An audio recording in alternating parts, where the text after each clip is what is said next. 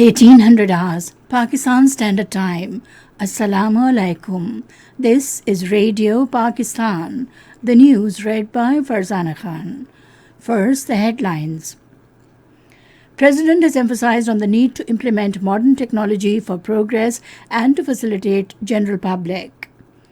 Interior Minister appeals to the leaders and parliamentarians of PMLN to play their role in ending the difficulties being faced by masses due to closure of roads by the PTI workers.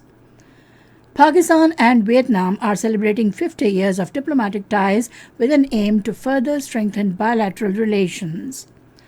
Army Chief, during his farewell visit to Sialkot and Mangla garrisons, today advised the troops to keep serving the nation with same zeal and commitment in all situations. Sindh government, in collaboration with the World Bank, is launching another bus rapid transit yellow line project in Karachi to cater to transport needs of the megapolis. All Parties Hurriyat Conference has urged India to take steps to resolve the Kashmir conflict as per relevant United Nations resolutions to give way to peace in South Asia. England has qualified for the final of ICC Men's T20 Cricket World Cup, beating India by 10 wickets at Adelaide. And now the news in detail. President Dr. Arif Alvi has stressed the need for massive awareness in society regarding insurance to enhance its share in GDP to strengthen national economy. Addressing a seminar of Federal Insurance Ombudsman in Peshawar today, he emphasized adoption of latest technology to facilitate the general public. The President said implementation of modern technology is the only way for progress in developing countries. Interior Minister Rana Sanaullah has appealed to the local leaders and parliamentarians of Pakistan Muslim League Nawaz to play their role in bringing to end the difficulties being faced by masses due to the closure of roads by PTI workers. In a statement today, he said the PTI workers are involved in closing roads under police protection and government protocol, causing severe difficulties for the general public. He said this situation is adversely affecting the people's businesses, educational activities, and their participation in matters relating to joy and mourning. He said patients are facing hardships in reaching hospitals. Rana Sanaullah said such a situation is painful for millions of people and has become unbearable. Minister for Information and Broadcasting Mariam Aurangzeb has slammed PTI Chief Imran Khan for trying to create anarchy in the country through riots and disorder.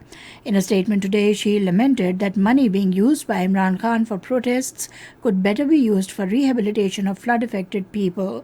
The minister said due to PTI's protests, educational institutes are closed and people are facing trouble when they have to visit hospitals. Pakistan has reiterated the importance of sustained engagement of international community with the interim Afghan government to ensure continued well-being and prosperity of the Afghan people. This came during meeting of Minister of State for Foreign Affairs Hina Rabbani Kar with Iranian President's Special Representative on Afghanistan Hassan Kazmi Ghumi in Islamabad today. She said the international community's engagement is important due to multiple and complex challenges confronting Afghanistan. Hina Rabbani Kar said, as friends and neighbors of Afghanistan, both Pakistan and Iran have a critical role to this end.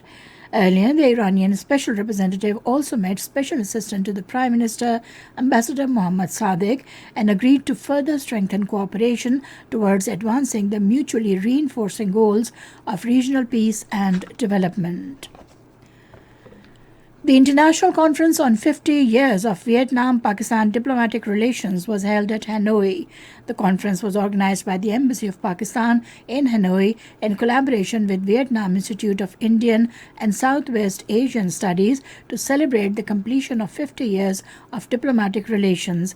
Spokesperson of the Ministry of Foreign Affairs of Vietnam, Ms. Lee Tai Thu Hang, was the chief guest on the occasion.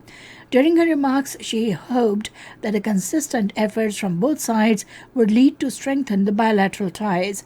During her welcome remarks, Pakistan Ambassador Samina Mahtab overviewed the current status of the bilateral relations. Around 20 research scholars and representatives of relevant departments from Pakistan and Vietnam shed light on the bilateral ties. This is Radio Pakistan giving you the news. Chief of Army Staff General Qamar Javed Bajwa visited Sialkot and Mangla garrisons today as part of his farewell visits to various formations. According to the ISPR, the Army Chief met officers and men at both locations and addressed the troops. He appreciated formations for their excellent performance during various operations, training, and natural calamities. He advised the troops to keep serving the nation with same zeal and commitment, no matter what the circumstances may be.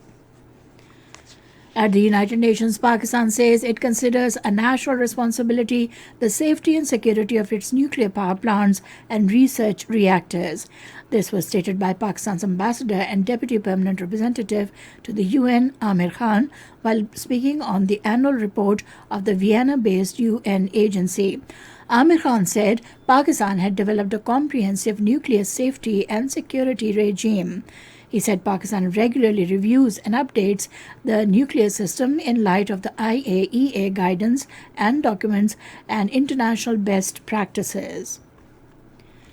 Sindh government, in cooperation with the World Bank, has decided to launch another bus rapid transit yellow line project in Karachi to cater to transport needs of the city.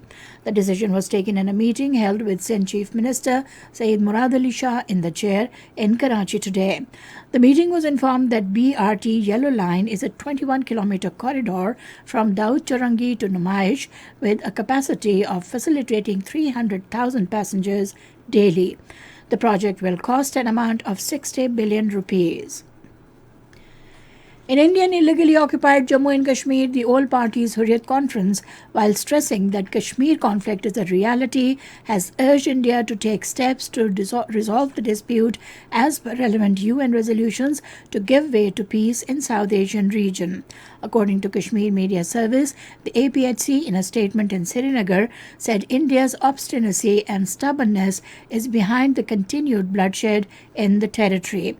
The statement deplored that instead of taking concrete measures to resolve the lingering Kashmir dispute in its historical perspective, New Delhi wants to keep the territory under its feet through barrel of gun.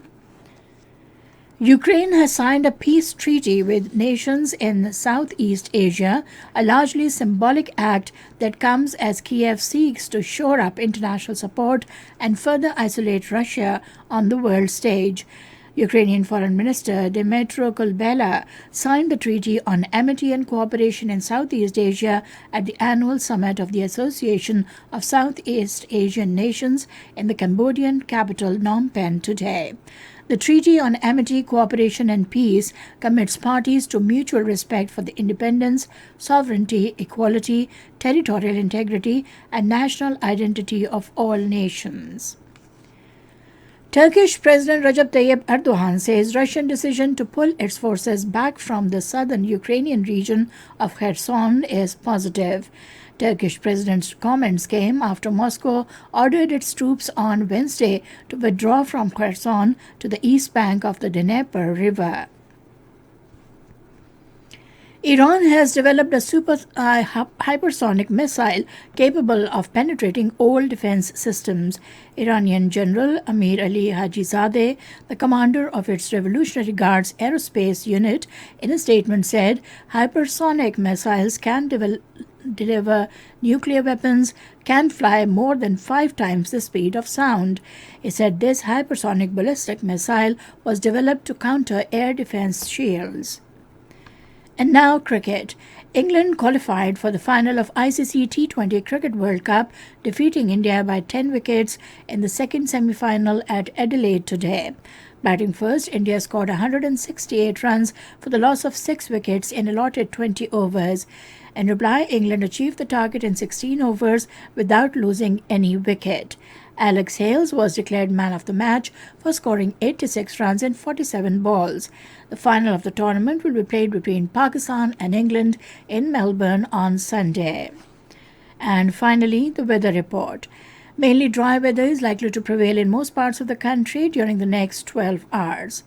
And that is the end of the news. For more news and analyses, log in on to our website radio.gov.pk and also watch live video streaming of our bulletins on the link facebook.com/Radio Pakistan News Official.